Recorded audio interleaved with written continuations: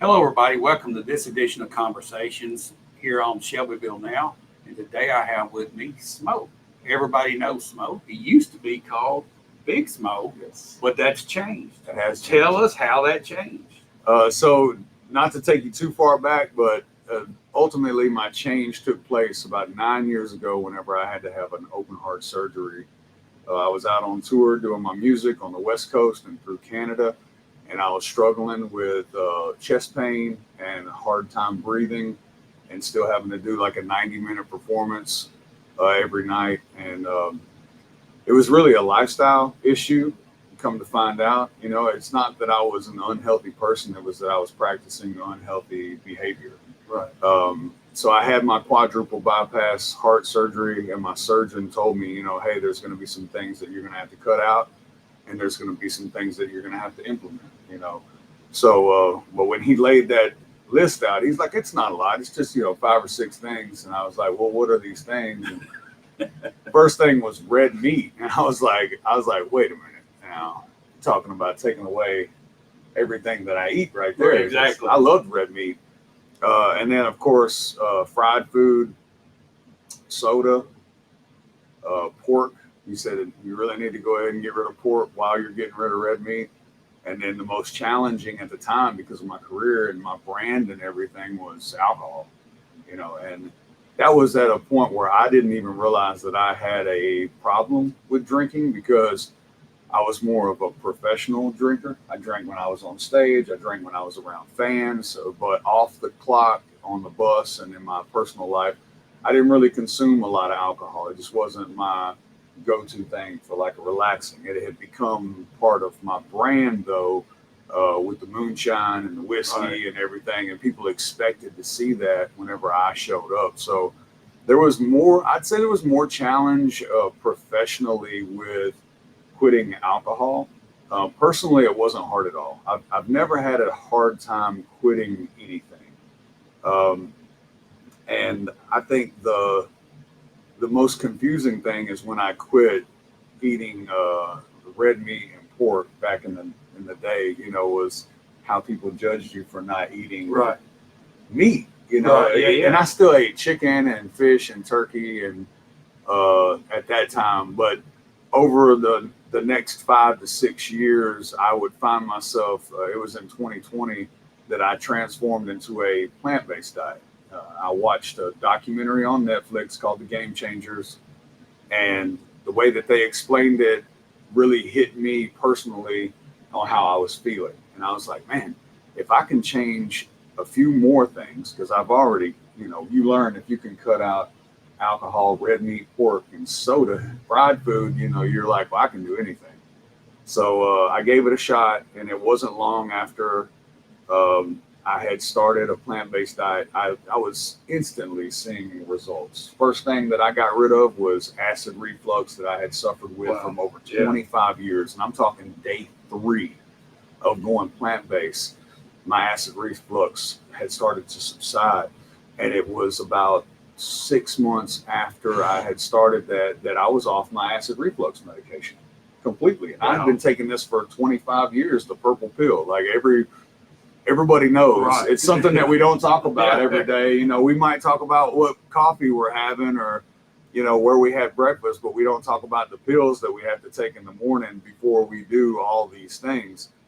And it wasn't long after I went plant-based, I was able to remove that medication from my life, along with my heart doctor took me off of my blood pressure medication, my cholesterol medication, the baby aspirins. Like, Wow. I'm 40. Let's see, at the time I was like, what, 46, 47, something like that. No, I was 45, 45. Just turned 48 yesterday, so it's hard for me to keep up with where I'm Well, at. happy birthday. Thank you. Valentine. Yes, yeah, Valentine's Day. Oh, wow. Yeah, Okay. yeah, yep. And I had my oldest daughter just turned 25 today, so me and her kind of Wow. share Okay. the birthday spirit. But it wasn't long after I had made these changes that I was starting to remove the medications from my life. And then what I had done in the past, and most people, when they try to lose weight or get healthy, they'll approach it with a standard diet exercise. Right. And most of the time at the same time.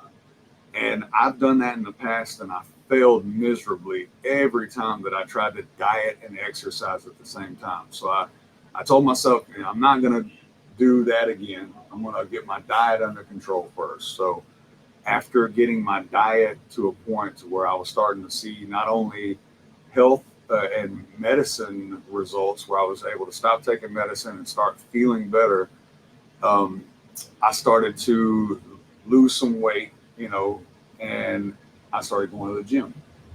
I was at the point where I thought I was going to have double hip surgery, and a knee replacement. And then once I started going to the gym and exercising, these problems went away. So the term motion is lotion is very real. And once I realized that, I was hooked on exercising, which was a lot easier since I had already got my diet under control. So it wasn't like you would leave the gym and say, man, I just did a great workout. I should probably go to Hardee's and reward myself. So I would say, like, my advice to anybody that I talk to, I do a motivational speaking class. It's called Smotivated. And I tell people, like, if you're trying to lose weight, don't do diet and exercise at the same time.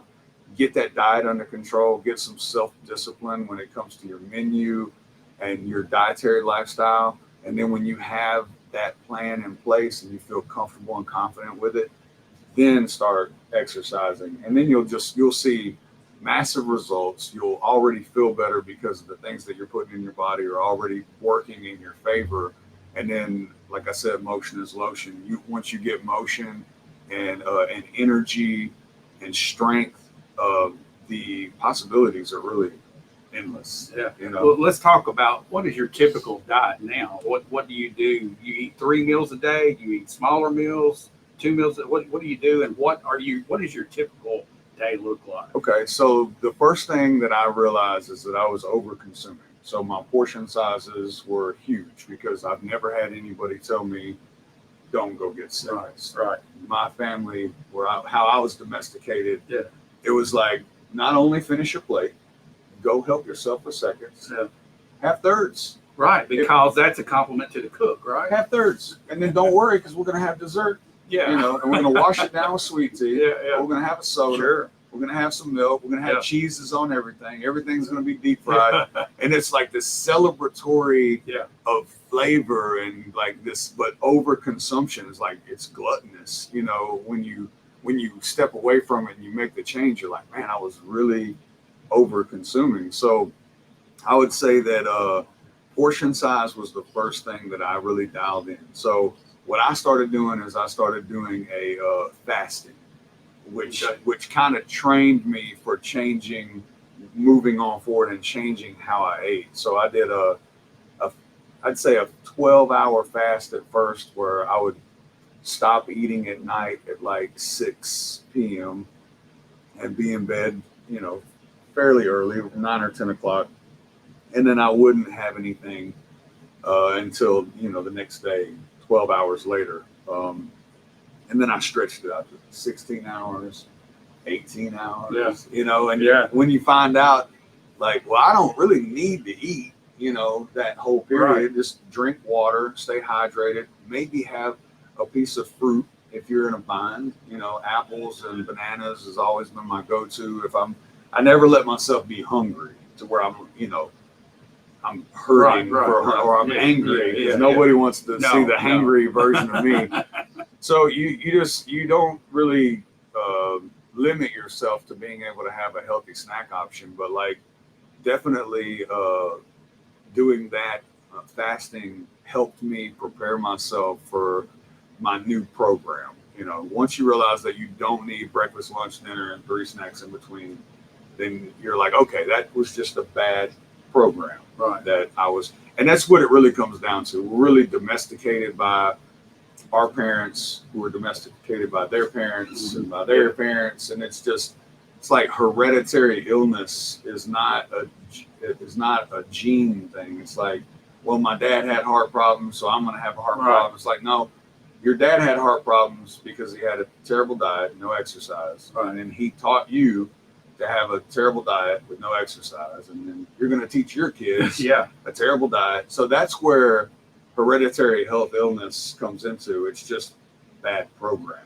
Right. So I learned to kind of reprogram myself and how I would go about my day. And I started doing juicing, celery juice, when I learned the benefits of juicing celery and how that cleans your liver. And I like to look at my body like a car. You know, there's a motor, Right. there's a filter, there's oil, you know, Right. there's exhaust, you Yeah, know, and that's pretty much. a lot of people care more about what they put into their car than they do their own body. Yeah. You know, they're like, well, I need to make sure I get some good gas here, and they Yeah. got no water in it or ethanol or Right. whatever Yeah. your preference Yeah. is. Or if you drive a nice car, if you get the 93, but you'll leave from putting the 93 in your car and go to Yeah. Dunkin' Donuts. Yeah. You know, Yeah. so Yeah. prioritizing the care of your lifestyle is something that you really have to consider, and it's not easy. Like, I can't tell you that this journey that I was on was easy, but when you really tap into your self-discipline and you take control over the decisions that you make, you really find yourself as a superhuman, and self-discipline is your superpower. Right. You know, and we all have it in us. A lot of us never tap in and find it because it is hard.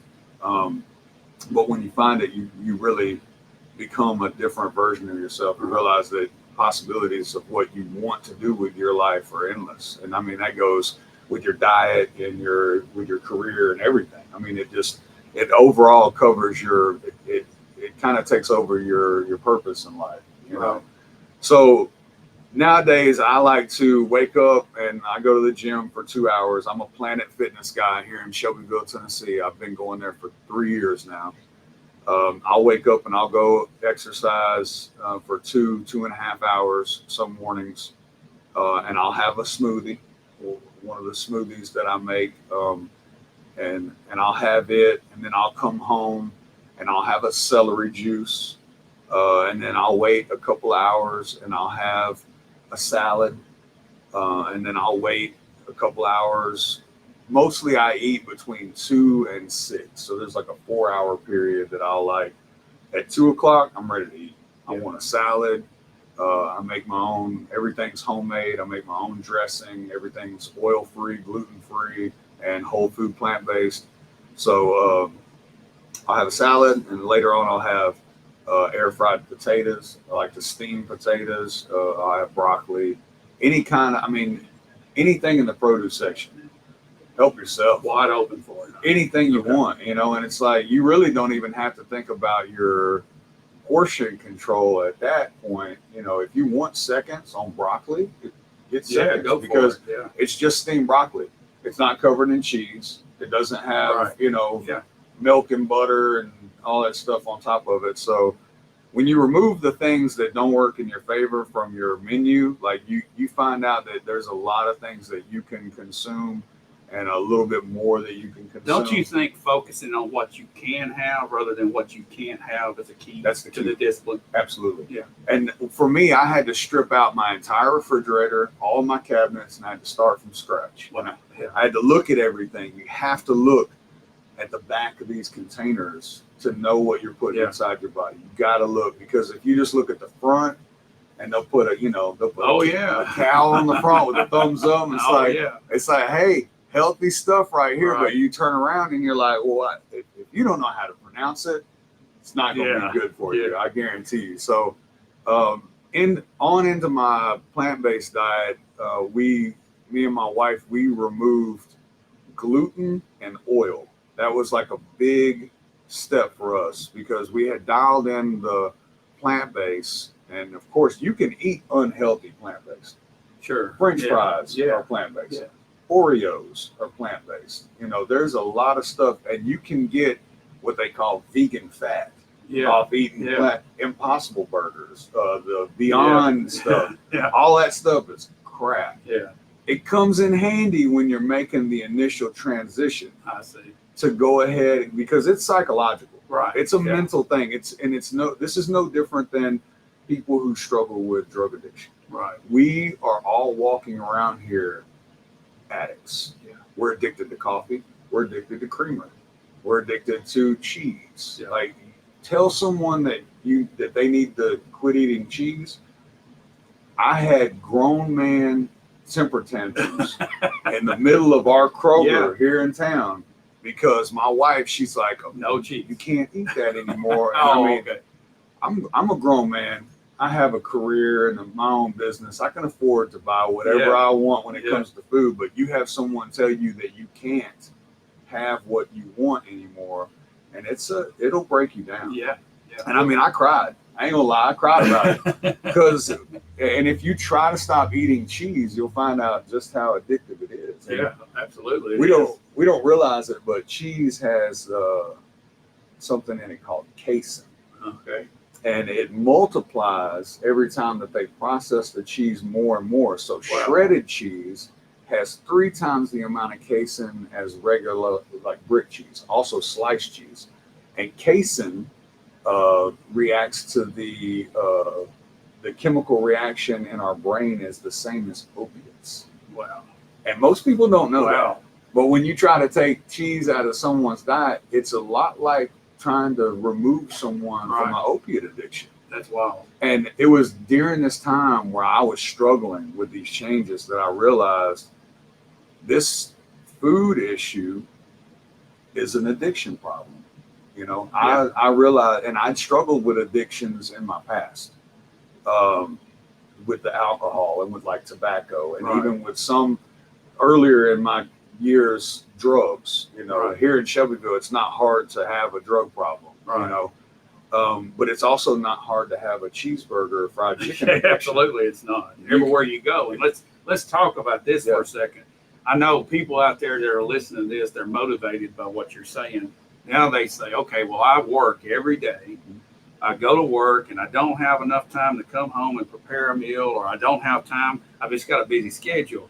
Well, it sounds like to me that you might have somewhat of an answer to that with what your next project is. So let's talk about that for a minute. What's going on? So you can get fried chicken in this town. 19 different places. Yeah. Okay. You can get a cheeseburger. I think it's 12 or 14 different places. Yeah. Mexican restaurants. I don't have enough fingers and toes to count where you can get oily food in this town. Yeah. Even if you go to our high-end steak restaurant, I won't drop any names, but there's nothing healthy on that menu. So you can't get the menu that I'm about to offer Bedford County anywhere in Bedford County. You can't get it in Rutherford County. You can't really get it in Davidson County. I've gone all the way to Atlanta to try to find a menu that is similar to ours with no luck whatsoever. So our goal is to bring our menu to my hometown. All I care about is Shelbyville. I mean, I care about the whole world, but my focus is on my hometown, because without my hometown, I would have never had the music career that I have. You know, I wouldn't have anything without Shelbyville.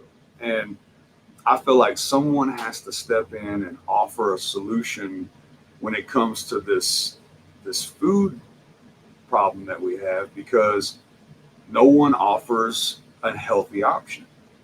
So I have Smolicious, the food trailer that will be launching on April the 22nd here in Shelbyville. We're going to be parked at the Best Way Rental, right behind Planet Fitness. Right. And we're going to be offering a whole food, plant-based, gluten-free, oil-free menu. It's going to be mostly soups, salads, smoothies, and specialty sweets. So really anything from breakfast, lunch to dinner and dessert, we're going to offer. You can come by in the morning and get your smoothie. We'll be offering 6 different smoothies. You can come by lunch and get you a salad. We'll have 4 different salads with a build your own option, with 4 to 5 different homemade dressings. Or we'll have a soup, and you can swap those out, lunch and dinner. 2 soups every day we're going to offer, and those will change seasonally and periodically. I have a ton of amazing recipes that I've been working on over the past 3 years, as well as the sweets. I just made myself yesterday for my birthday a triple chocolate cake. Wow. That was whole food, plant-based, gluten-free, oil-free. So I'm eating a piece of this cake and I'm like, man, I remember when I would eat cake back in the day, how you would feel. Right. You know, like Yeah. first of all, Yeah. the sugar would just be through the roof, and then most of it's got, eggs and milk and gluten. And this is like uh, a worry-free cake. You don't feel bad after you eat it. Yeah. So Yeah. learning how to make these dishes, and why I call it SMO-licious is because, like I was telling you earlier, we're all addicted to flavor. Yeah. It's not the meat. People say I couldn't stop eating meat. Yeah, you could. I can make you a black bean mushroom beet burger that's going to taste just like a hamburger. It's going to taste just like it because I'm going to season it. Right. Salt, pepper, garlic, onion powder, cumin, smoked paprika. These are the things that you learn to use instead of animals. Right. Because and I didn't become plant-based to save the animals. Right. But I'm an animal lover. Right. And I found myself in quite the conundrum of loving animals and eating animals, and like where that mentally belongs. Like, Yeah. This is a horse place Right. here. Right. I'm sure you love horses. Yeah. I don't think you would ever think about eating. No, a never horse, right? considered that. Just like we don't consider eating our dogs or our cats or our birds, even though we consume chicken. It's just a different bird, and it's the psychological effect that becoming plant-based, what it did to me, I never expected. So I never expected. I just wanted to be healthy. I wanted to live. I didn't want to go back and have another open heart surgery. I didn't want to be taking medicine from 39 until I die, because at 39 it's embarrassing to have one of those Sunday through Saturday, the little pill, double-sided pill, and when you shake it, it's full. It sounds like a Skittles bag, and that to me, I was like, I don't want to live my life like this. Like, there's got to be something I can do, and there was, and in doing so, I found a whole new life. I found a whole new happiness and a love for myself. And like I said, psychologically now, I can't imagine hurting an animal. And like I said, it's not why I got into it. But now I'm just, I've got 2 rescue cows on our farm, and I live on a cattle farm. My cousin operates the cattle farm that I live on, and I still have to go out and band and tag calves, but I do it with care, because at the time that these cows are around me, I have the opportunity to love them, give them a great life, as far as spending time with them and being having a relationship. I see them every day, and they know me. Oh yeah, of course they do. And when all you eat is vegetables, all of your scraps go to the cows. Yeah. And I mean, man, you want to talk about, you think anybody loves celery? Turn some cows loose on some celery scraps, and like they're like dogs. So that was the psychological part that changed. And then also my wife, she did this journey with me. I've lost over 225 pounds. She's lost over 100 pounds. Wow. So collectively, like, we're over 300 pounds that we've dropped, and our happiness level and our love for each other has just grown. And I can't help but blame that on these dietary changes, because you don't realize how much of an addiction that you struggle with until you walk away from it. And you're like, man, I really had a problem with cheese, or I really had a problem with gravy and biscuit. Like, I was addicted to gravy and biscuit. I was like, I can't get enough of this gravy and biscuit. So you find out that the things that don't work in your favor, you remove them, you add things that do make you feel better. And then once you make these changes, you start doing some exercise, and you don't have to go, work out 2 hours a day. It's 30 minutes a day. It's easy. I just go because I got the time, and my goals are a little bit Right. bigger than Right. others. And obviously it's working for you, I feel incredible, and my wife tells me, because she has to, that I look great every day. But yeah. people tell me, they're like, man, and I know, like, for people that are used to seeing the big SMO, when they first see me, it's a shock, and I get that. Like, man, you lost a lot of weight. Are you okay? Yeah. And I'm like, yeah. When I wasn't okay Yeah. is when I was 400 pounds and no one cared. Yeah. No one asked. Like, hey, man, I see that you can't tie your shoe. Are you okay? No one asked. Right. No one cared. But when I lost the weight, got healthy, then it was like, hey, man, do you have cancer? Or are you on drugs? And I'm like, oh, wow. Wow. Whenever I did drugs, nobody ever asked me. Yeah. Whenever I was fat, nobody asked if I was sick, even though I was living my absolute worst life health-wise. So it's a shock, but like, once people get used to seeing it, like, I go to Walmart every other day. People see me there all the time. They're used to it now. And now they're like, man, you look great. And I'm like, I remember a year ago when I come in here, you looked at me and you're like, you don't look so well. Yeah. It takes a while to get used to it. It's shock. But when you're around me, if people get an opportunity to be around me, they listen to me talk about it, they realize how passionate I am about it.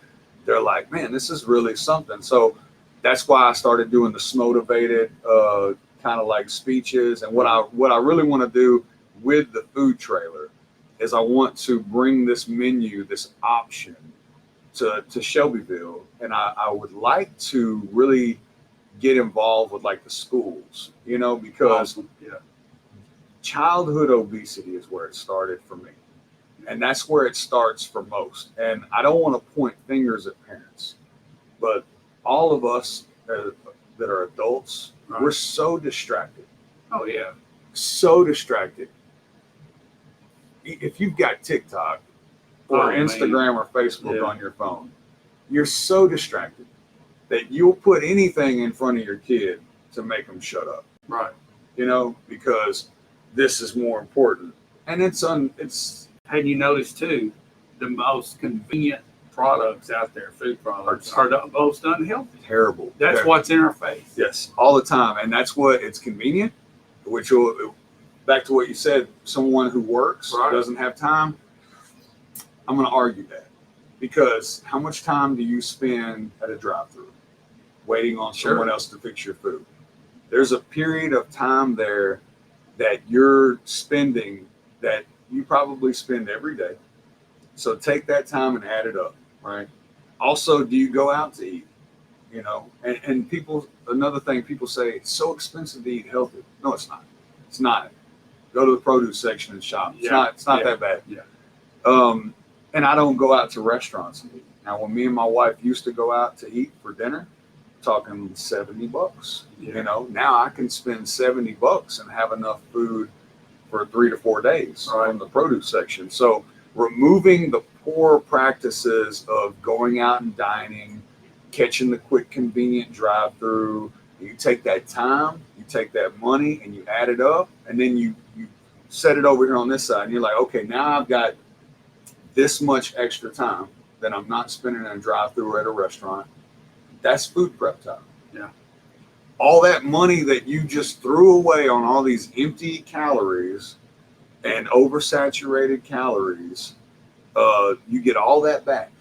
So now you can take that money and that time and go invest it in yourself. Right. And a lot of the issue here with the convenience is you're allowing someone else to prepare your food. Right. There is a serious relationship that takes place between you and the food that you consume when you're the one that's preparing it, and like the whole process, going out and shopping for it, being mindful of what you're buying. In the produce section, most of the time you're good. Once you hit those aisles, you got to start looking on the backs of things and finding out, does it have oil in it? Does it have gluten in it? Does it have words that I cannot pronounce? Does it have 30 ingredients? Yeah. And I look for things that of course, that don't have any kind of animal products, any kind of gluten, any kind of oil. And if it passed those tests, then I've got a few other check marks that it's got to pass. And if it passes, I'll give it a shot. Yeah. Now, if I eat it and I instantly can tell if it works in my favor or not, if it's a no-go, I'm like, yep, never again. We just did this with some vegan gluten-free mozzarella cheese sticks, Oh, and wow. I knew it. I was like, I said, this is going to be risky right here. Yeah. And sure enough, it had sunflower oil in it, and that's what it was. I was like, I don't need oil anymore. So as soon as I took a bite of it, I was like, yeah, no, it's not for me. Can't do it. So you got to stay disciplined. Like, it does take some discipline. Oh yeah, absolutely. It does. But if we're disciplined enough to not do other dumb stuff in our life, it's, you just add that to the list, and there's great reward for it. So I'm excited about being able to bring the Smolicious food trailer to this town, offer a menu that is not offered in this town. And, I'm not trying to convert people to where they live, my lifestyle. I just think that it's not fair that they don't have the option. Right. Well, let's shift gears for a second.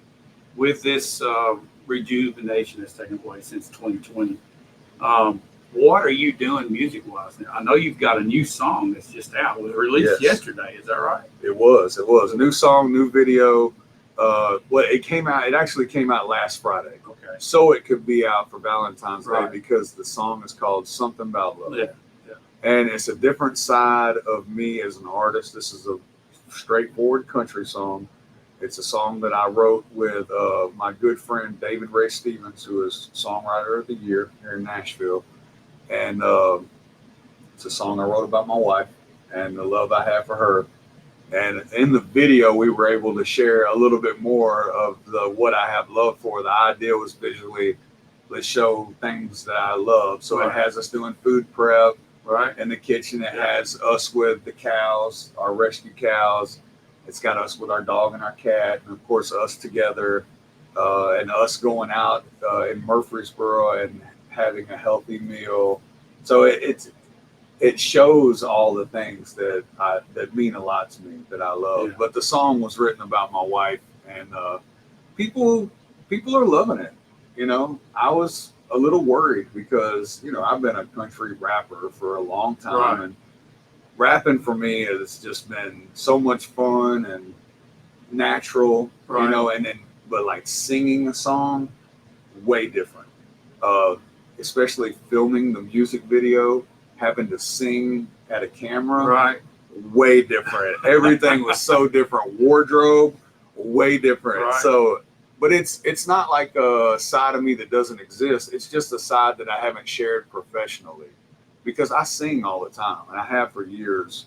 And there's some older songs of mine where I've done some singing, but none of them that stood out like this. Is this a trend for you? Is this the direction you're headed, or is this a one-shot deal? Well, no, I have a few other songs that are similar to this. I don't want to make it a trend because I'm just a versatile artist. I can do a lot of different things. My next song that's coming out is a more political bass song, and it's still singing, but it's like the in between. This one was a very like singing song, no doubt. And then the next one that comes out is going to be like sung, but it still has kind of like my rap tone to it.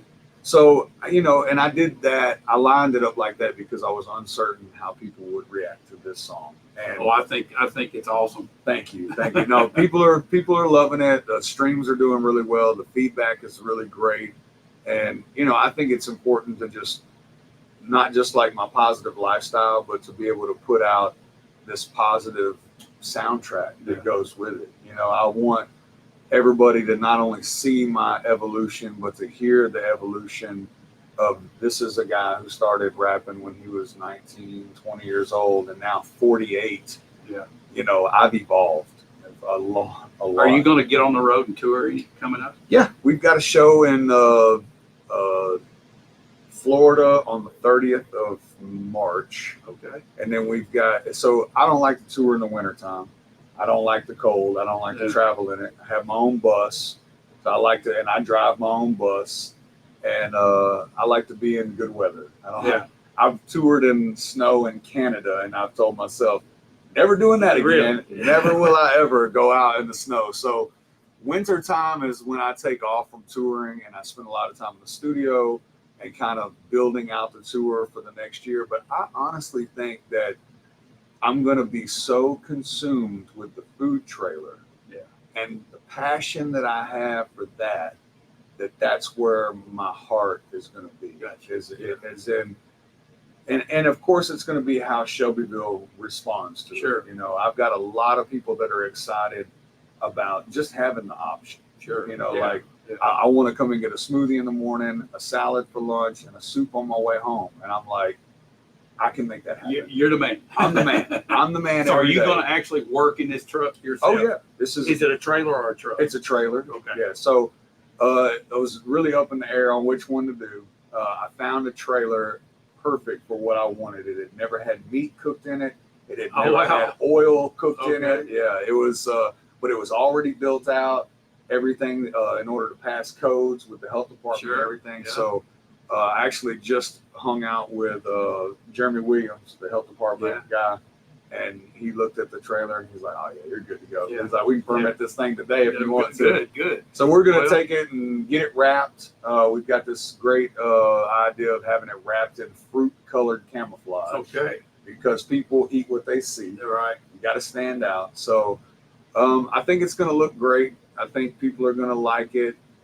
It's going to be a little different for me going from the music industry to the food industry, but me and my wife we're a power couple. So as long as I have her by my side, I've learned I can do anything.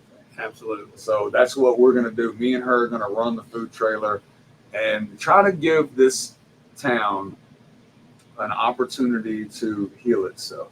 Well, we look forward to being able to come to this trailer and checking this out and patronizing and get word out to everybody. Yeah. I appreciate you sitting down telling us this whole story because it's awesome. I know there's somebody out here today that's gonna take this and it's gonna change their life. Well, I would say if you feel like you need a change, then you probably do need a change. Like only you can do this. You can have great support people like what I had with my wife in my corner, you know, supporting my change and being a part of it. But ultimately, it comes down to my decision every day. Right. You know, we know what we do that's bad for us, and we know when we're making a bad choice. There's never a time that I've eaten a donut, you know, from like Dunkin', where I was like, oh yeah, this is going to be good for me. Yeah. You know what I'm saying? Like we know, we're smart enough. Yeah, everybody knows. I would say if you feel like you need to change, make the change. If you need help, holler at me. I'm not hard to get in touch with. You know, people reach out to me on social media all the time. We offer our entire menu, recipe, grocery shopping list, everything, our lifestyle change on our website. So therealbigsmo.com, if you want to go and check that out, my wife spends a lot of time creating content for free. Just all you got to do is go and click on it, read it. I'll give you my entire blueprint. If you want to get in the gym, I'm at Planet Fitness from like 6:30 to 8:30 or 9 o'clock every morning. And then we like to go after the gym. We go to the rec center and we swim with the senior crowd over there. We do the water aerobics with them. Wow. Okay. Yeah. So it's a full morning of, luckily I'm in a position where I can do that much exercise every day. Right. You know, if you've got a regular job or you know, 9 to 5 or first, second, third shift, you have to find the time. Yeah. Like you'll know how to prioritize whether you're going to sit on the couch and watch Netflix or if you're going to go do some push-ups and sit-ups. Yeah. It comes down to you. Well, thanks for sitting down with us and sharing this. Guys, thanks for watching. And I know somebody out there is motivated. It's motivated. Absolutely. Thanks for watching. We'll be back again real soon. And again, thanks for sitting down with us. Thank you so much. Shelbyville, I love you. Couldn't have done it without you.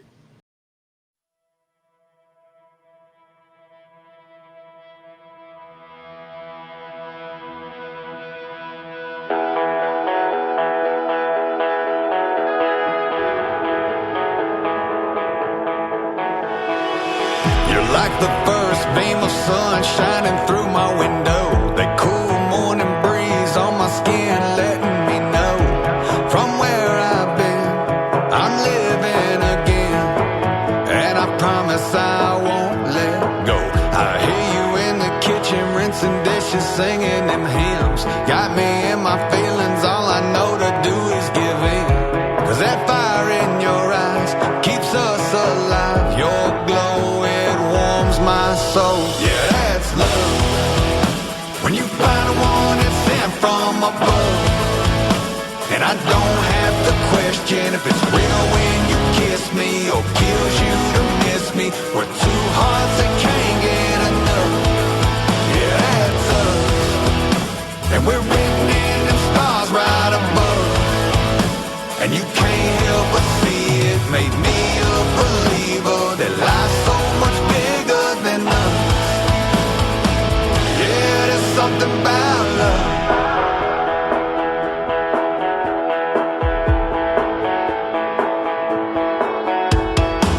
I'm just a piece of the puzzle and I'm thankful to be. For a man with trouble, why'd he send this angel to me?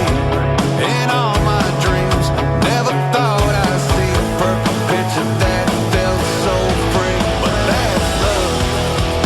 When you find one that's sent from above, and I don't have to question if it's real when you kiss me or kills you to miss me. We're two hearts that can't get enough. Yeah, that's us. And we're written in the stars right above. And you can't help but see it. Made me a believer that life's so much bigger than us. Yeah, babe, there's something about love.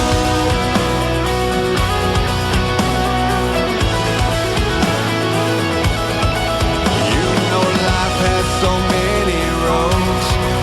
Thank God he led me to the one that feels like home. Now that's love.